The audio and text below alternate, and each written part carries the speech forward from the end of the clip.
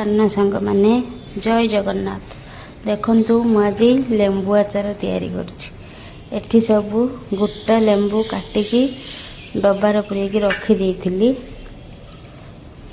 एठी छोट छोट पीस करी काटिकी सब रखीची। लेंबू आचार रे पकेबा पई नेची हेंगू सफा चीनी ये लूण जीरा गुंड लका गुंड ये सरिष तेल आमे आर प्रस्तुति करिबा।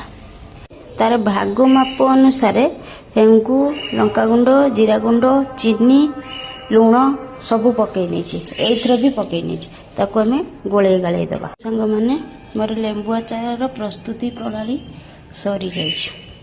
सरिष तेल भी पकई दबा डबार पुरेला बेला केमिति हेछि मोर आचार कमेंट माध्यम रे जणैबे।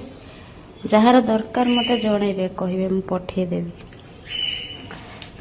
मो झीपाई एठी लंका आचार एठी कोली आचार एठी मिक्स आचार मिक्स रो आंब गाजर सब पड़ी हेछि एठी आंबुल एठी तो लेंबू आचार।